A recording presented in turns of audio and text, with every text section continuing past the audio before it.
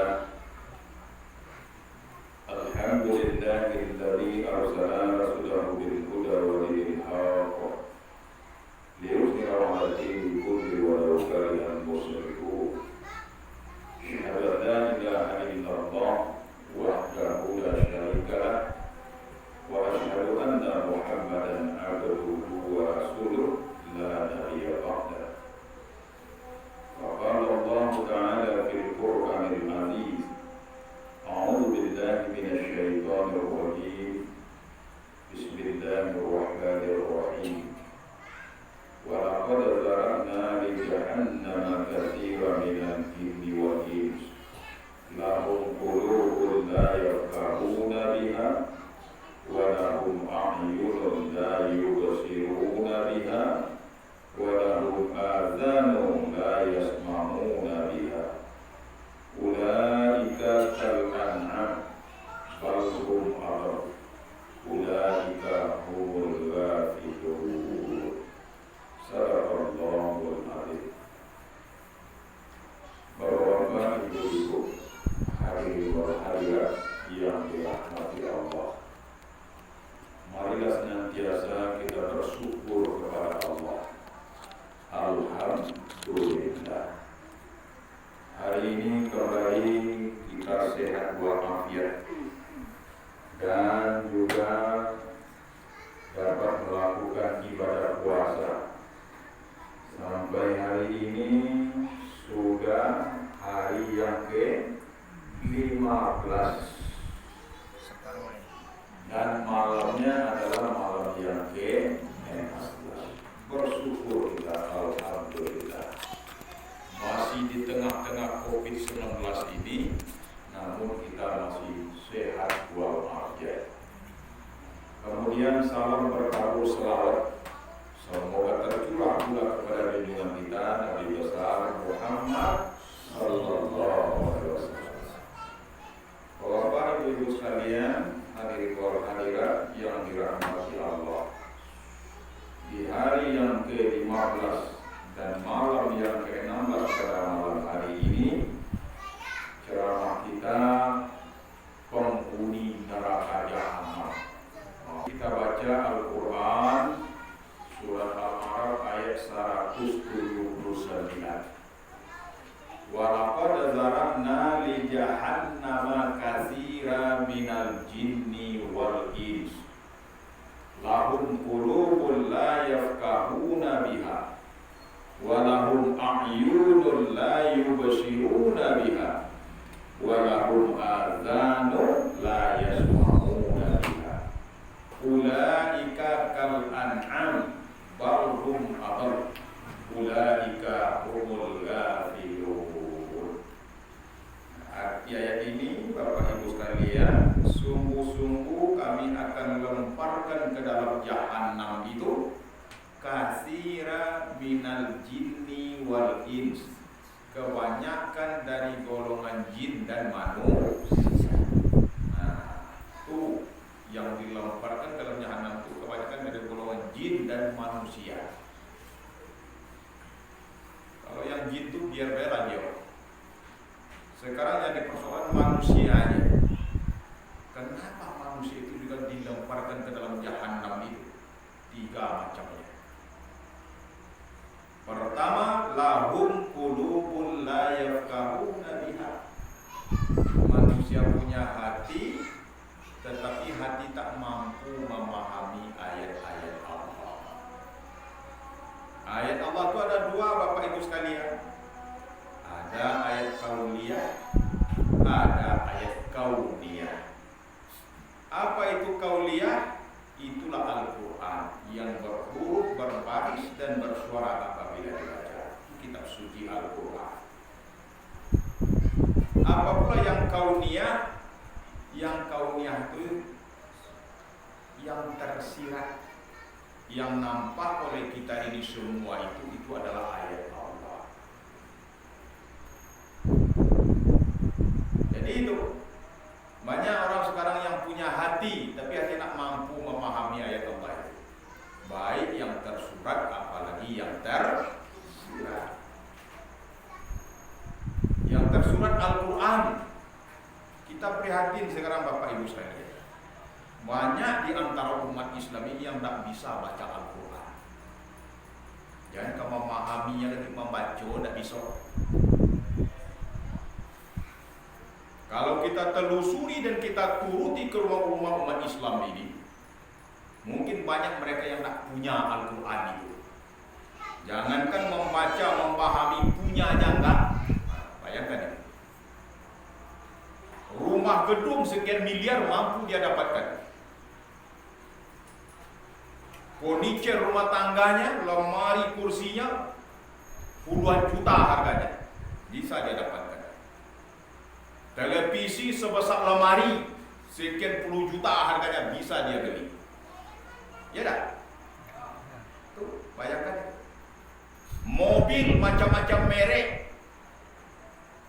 Pajero Sport 1,5 miliar satu bisa dia beli. Perhiasan emas intan berlian bisa dia dapatkan. Tetapi Al-Quran cuma sampai 50.000 satu.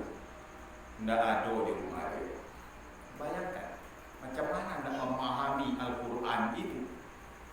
Membaca tidak bisa, punya saja tidak.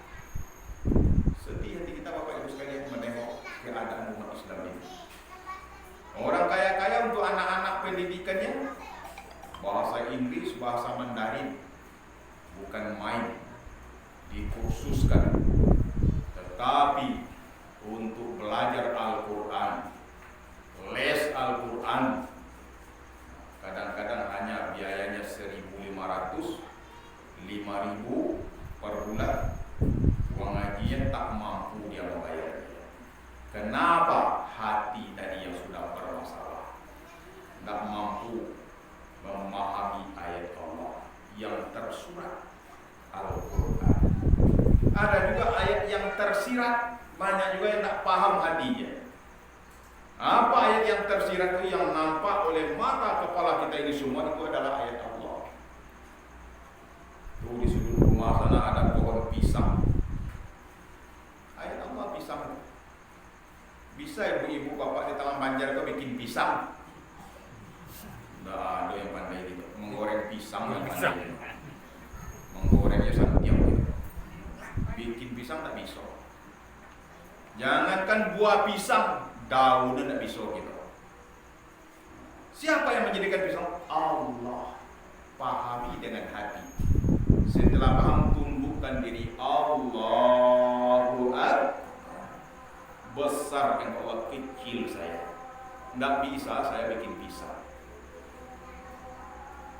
Tidak usah pisang, rumput baik dulu.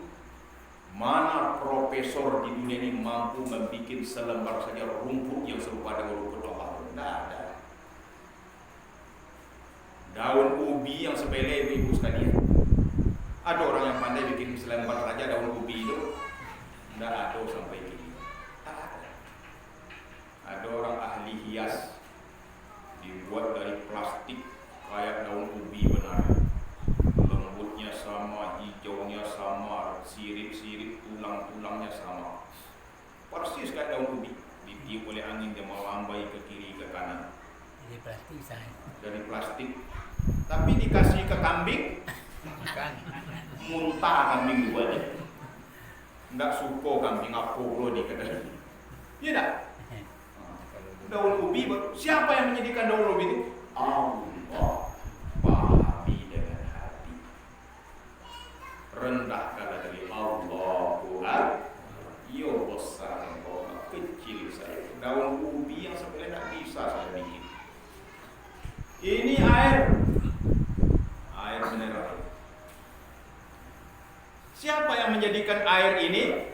Allah. Adakah manusia di dunia ini bisa membuat setetes saja air yang serupa dengan air Allah ini? Tidak ada. Coba bayangkan dalam benak pikiran kita masing-masing. Coba kalau tak ada air ini, kehausan kita. Tadi puasa dari pagi sampai sore, tidak tahu begitu panas nih ya. Juga rubuh ya. Haus juga kita. Waktu babu kori bukan main tadi rasanya. Haus juga kita. Puasa kita. Coba bayangkan kalau tak ada. Tengok saudara-saudara kita di Jawa sana, kalau musim kemarau panjang itu, berpuluh-puluh kilometer mencari hanya air sebagai untuk minum saja. Melepuh, pecah-pecah telapak kakinya itu berjalan mencari air, hanya sekedar untuk minum. Itu masih ada yang dicari. Bayangkan kalau tak ada, tidak bisa kita hidup. Haus bukan main. Itu contoh. Pahami ini, siapa yang menjadikan air? Allah. Maka jangan melawan ke Allah. Tundukkan diri Allahu Akbar. Tengok kalau sudah berhadapan kita dengan Allah, kepala yang terhormat ini sama dengan telapak kaki kita rendahnya. Jangan membangkang ke Allah. Nah, kini banyak orang melawan ke Allah. Apa contohnya? Salat banyak yang berat melakukan. Puasa masih ada juga yang tidak puasa. Sekali setahun puasa dilakukan, masih banyak yang tidak melakukan puasa. Pergi bapak-bapak ibu-ibu ke pasar sana, banyak warung-warung tutup pakai kain. Orang tak kelihatan tapi kaki banyak. Ya dah. Tak tanggung-tanggung. Bangga dia tidak berpuasa di hadapan orang berpuasa. Dia punya hati, tapi hati tak mampu memahami ayat Allah. Sombong, angkuh, melawan Allah. Kayak bisa pula bikin air. Kalau bikin air ke tetes saja. Air Allah kita minum, pantas kita membangkang kepadanya. Jangan, coba-coba. Udara yang kita hirup siapa yang menjadikan? Allah. Coba kalau terjadi hampa udara, sesak napas kita semua, tidak bisa, mati kita. Ya, orang corona ada, sesak napas. Tengok di rumah sakit bapak ibu sekalian. Jalan-jalan ke rumah sakit, baik ke ruang ICU itu bapak-bapak, ibu-ibu. Coba tengok saudara-saudara kita yang di ruang ICU. Tidak bisa bernapas bebas kayak gitu nih. Tidak bisa. Pakai oksigen tambahan di hidungnya. Menggeletar-geletar begini di hidungnya. Itu bayar gitu. Satu tabung itu mungkin jutaan rupiah dia harus keluarkan duit itu. Tahannya mungkin sampai 24 jam sehari semalam. Ini udara Allah kita hirup, mulai terpancar kita ke dunia ini. Lahir dari rahim ibu kita, aku langsung bernapas itu. Sampai kini, ibu-ibu ada yang 60 umurnya, ada 60 tahun di sini. Ada ya, 60 tahun lebih. Ada yang 70 tahun. Kita hirup udara Allah ini mulai dari lahir sampai kini lah 70 tahun lamanya. Ada Allah minta ganti ruginya? Bayarannya? Tidak. Kenapa kok melawan kita ke Allah? Kok sombong?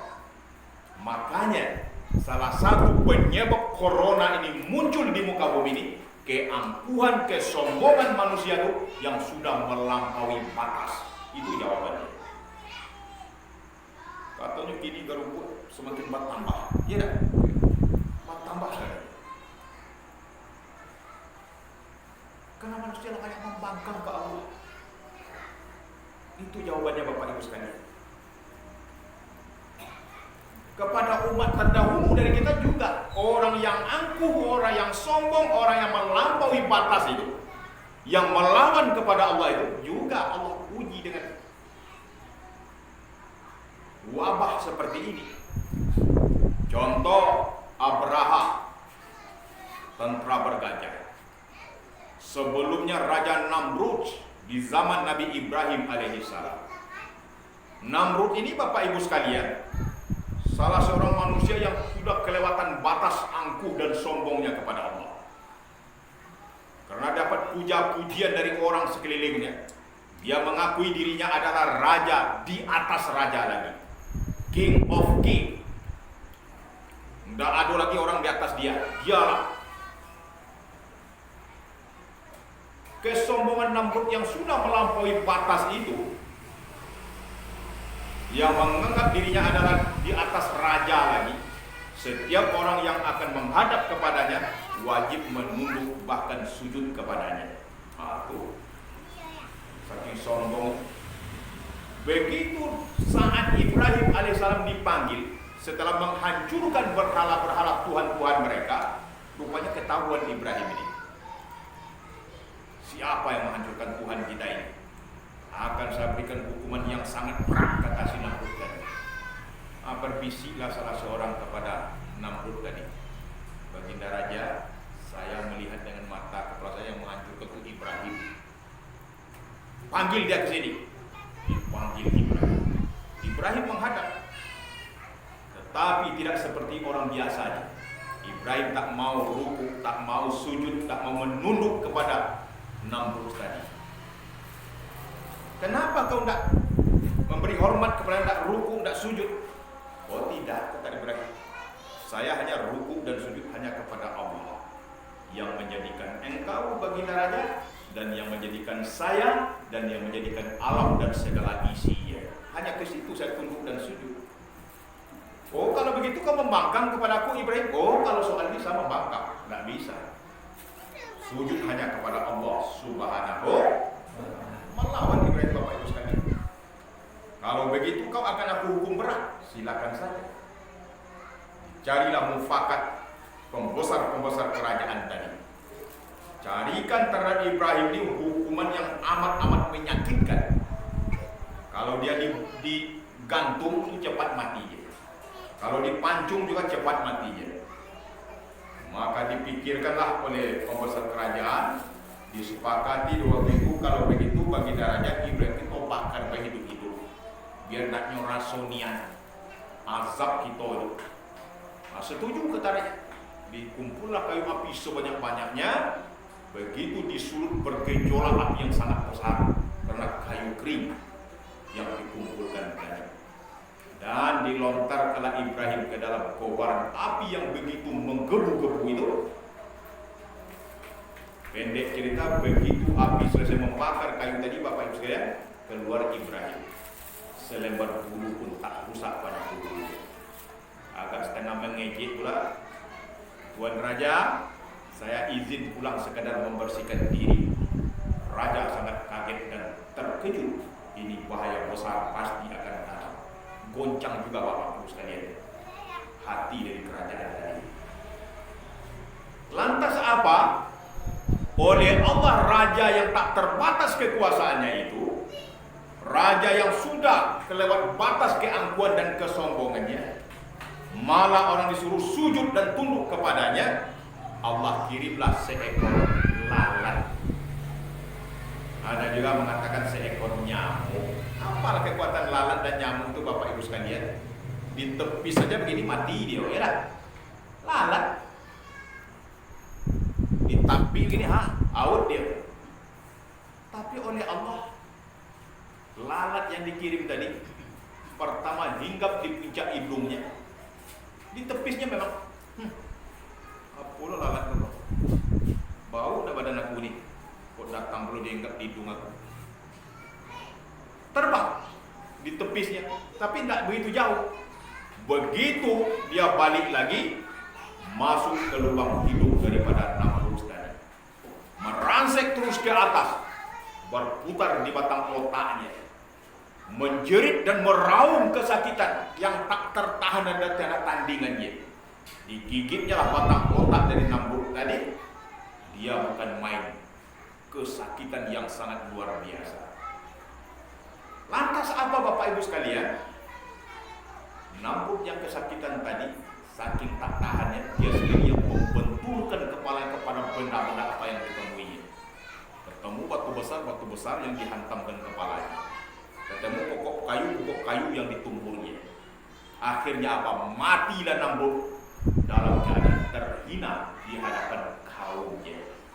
Untuk apa ini Allah ceritakan di dalam Al-Quran? Sebagai iktibar dan pelajaran. Nah inilah buktinya orang yang sombong, orang yang angkuh, orang yang punya hati tapi hati tak mampu memahami ayat Allah, sehingga muncul kesombongan pada dirinya, akhirnya hanya dikalahkan oleh seekor lalat.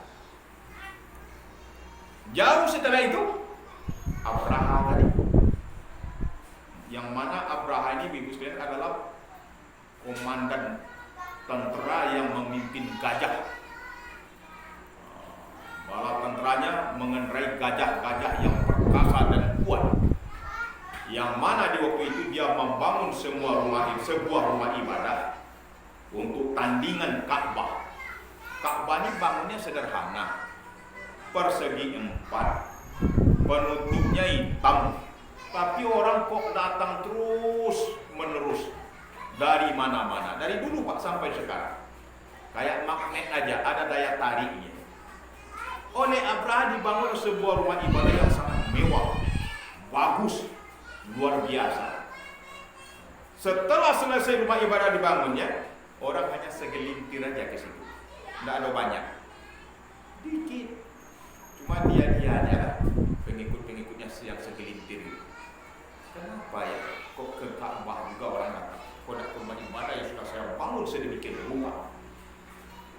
Lantas Bapak Ibu sekalian, dia pikirkan salah satu jalan Ka'bah ini harus dihancurkan, dibongkar, supaya perhatian umat beralih kepada rumah ibadah yang telah dibangunnya. Jadi Bapak Ibu sekalian, niatnya itu tercium rencana itu oleh penduduk Mekah. Penduduk Mekah pun ketakutan. Kenapa? Siapapun bala tenteranya di waktu itu, pasukan apapun yang mereka punyai, apabila berhadapan dengan tentara bergajah ini akan cium nyalinya dan telah melawannya. Gajah-gajah terlatih yang perkasa yang besar, belalai aja besar, dipukul aja dengan belalai, ditarik kita mati itu. Dipijaknya oleh kakinya yang sebesar itu, penyet kita. Itu. Tetapi rencana Abraha begitu datang ke Mekah, penduduk Mekah yang sudah mendengar kedatangannya, mengetahui dia akan datang, sudah mulai mengungsi. Termasuk kakek Rasulullah yang diberi kekuasaan di waktu itu, penghormatan besar, memegang kunci Ka'bah dari suku Quraisy. Juga mengungsi dan takut beliau. Dikembalikan kunci Ka'bah itu kepada Ka'bah itu sendiri, ditaruhnya di situ. Biarlah Allah Tuhan engkau yang akan menjaganya. Saya tak mampu wahai menjaga Ka'bah itu, menghadapi gajah-gajah yang besar itu. Orang sudah berlarian semuanya, sudah mengungsi. Bapak Ibu sekalian, begitu Abraha datang dengan angkuh dan sombongnya, oleh Allah apakah gajah yang besar pula dari itu dikirimnya? Tidak, hanya burung-burung kecil yang disebut dengan burung abah. Itu surat Al-Fil. Alam tara kaifa fa'ala rabbuka bi ashabil, alam yaj'al kaidahum fi tadlil wa arsala alaihim tairan ababil. Dikirimlah burung-burung kecil yang sudah dipersenjatai dengan butiran-butiran pasir yang sudah terbakar oleh api neraka. Setiap butiran pasir yang dijatuhkan, dia akan mencari sasarannya. Siapapun yang kena akan hancur lebur bagaikan daun kayu yang dimakan ular. Gajah kena, gajah hancur. Tentara Abraha kena, tentara Abraha pun hancur juga. Maka hancurlah berantakan tentara Abraha yang gajah-gajah besar tadi dikalahkan oleh burung-burung kecil. Tidak masuk akal memang Bapak Ibu sekalian. Tapi itu Allah menengokkan kekuasaannya kepada kita saat ini. Bukan burung, bukan lalat, lebih jauh kecil dari itu lagi. Apa itu? Virus corona ini. Kenapa Allah kirim corona ini ke muka bumi ini? Kesombongan dan keangkuhan manusia itu sudah melampaui ambang batasnya. Kemana Allah kirim pertama kali? Tuh ke Wuhan, negeri Cina, negeri komunis, negeri yang anti Tuhan. Tidak perlu Tuhan katanya. Agama ini adalah racun, agama ini adalah candu. Mereka menengokkan keangkuhan dan kesombongannya. Kami yang mengatur perekonomian dunia, para tentara kami tak terbatas banyak. Alat-alat perang kami canggih, negara manapun akan kami hadapi. Oleh Allah, kesombongan, keangkuhan yang semacam itu, karena dia sudah tak perlu lagi Allah katanya, dikirimlah virus ini. Beribu-ribu mereka terkapar mati, menjalar ke seluruh penjuru dunia ini, termasuk bangsa kita. Kenapa Allah kirim itu? Menurut pemikiran dan analisa kita, karena kesombongan yang sudah melampaui batas. Salah banyak orang salah. Kok kamu salah karena lapik ini mah? Isi dah jadol. Melawan ke Allah. Jauh saya datang dari ujung ke ujung. Tidak mau berkembang dari dulu lah. Kalau tak bangga mendengarkan berbuat cerita, biar salah itu kan dibangun. Alhamdulillah. Mudah-mudahan kalau lagi bangun nanti bagus, saya rasa akan banyak di situ. Nah, dibuat sebagus mungkin.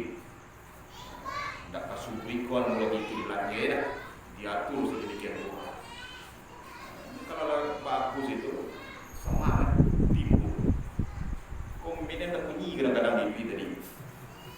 Sampai ke Salman terlalu tukarlah apa itu. Jangan itu lagi mic-nya supaya semarak dikit. Ini macam mana orang datang minta tanek bunyinya.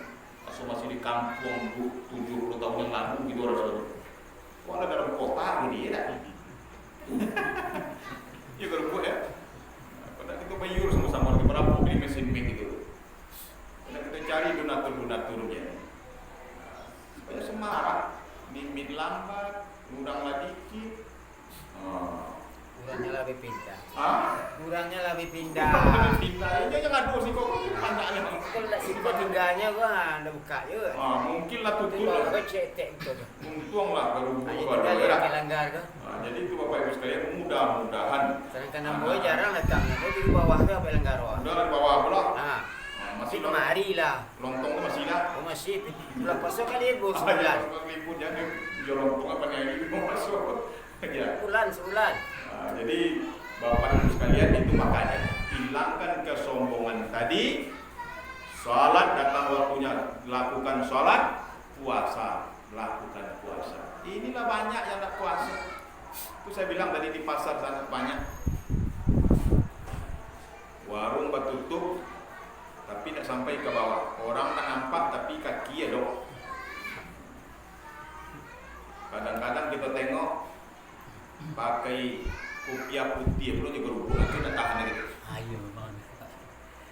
Kayak orang Islam ni ya, pakai peci putih, tapi dia merokok di pasar, makan di pasar.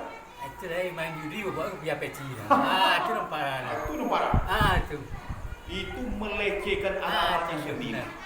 Orang non Muslim saja menghormati kita yang sedang berpuasa. Karena saya menengok Imato Kepala ke pasar itu kemarin. Saya jalan-jalan ke pasar membagi jalan. Ada tuh di belakang-belakang itu. Ketawa-ketawa terbahak-bahak. Ditengok adalah mudahnya lah tua juga. Orang tua tak tahu diuntuk. Besok ke mati masih melawan Allah, sombong juga. Kita ke Allah, hatinya tidak berfungsi memahami ayat Allah. Itu jawabannya. Orang yang hatinya tidak berfungsi, jahanam tempatnya. Yang kedua, walahum a'yunun la yubsiruna biha. Mereka punya mata tak mampu melihat ayat-ayat kebesaran Allah. Sekarang bulan besarnya bulan malam ke-16, malam tadi malam 15 penuh. Siapa yang menjadikan bulan yang bersinar lembut? Allah. Tengok dengan mata. Siang hari matahari, sumber energi bagi sekalian makhluk hidup yang ada di dunia ini. Tengok dengan mata. Siapa yang menjadikan mata? Allah. Maka pantaskah kita melawan, tak mau salat, tak mau puasa? Tak pantas. Tengok dengan mata kebesaran Allah. Orang yang memfungsikan mata dan hatinya, maka di jahanam terletaknya. Yang ketiga, walahum azanu la yasma'una biha. Mereka punya kuping, tapi kuping tak mau mendengarkan panggilan Allah. Lah ibu-ibu tukang azan memanggil sholat,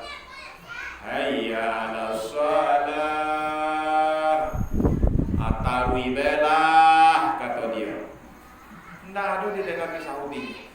Kuping tak mau mendengarkan panggilan Allah. Lantas apa kata Allah ujung ayatnya? Ulaika kal an'am. Orang yang sabantua itu, yang serupu itu tidak ada beda yo binatang. Kerasnya Allah katakan.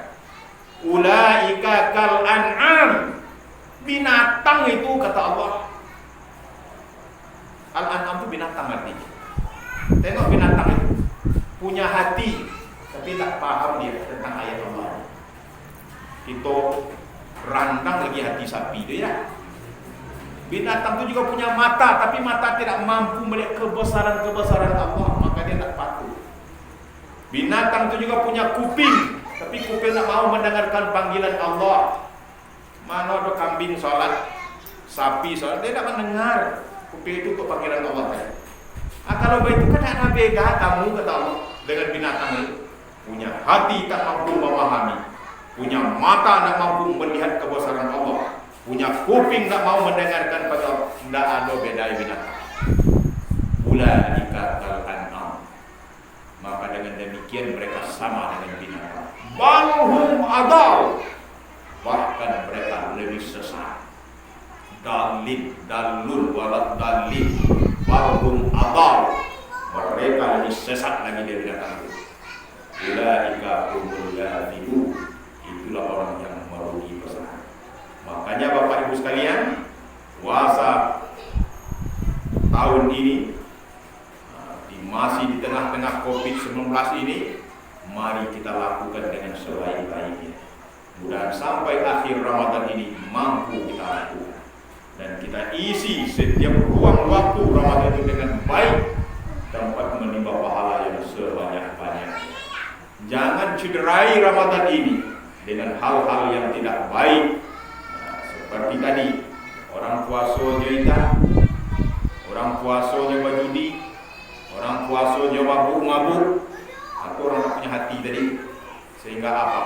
Bukan dia memberikan keteladanan dan contoh, bukan diisi malah dicederai, jahanam letak.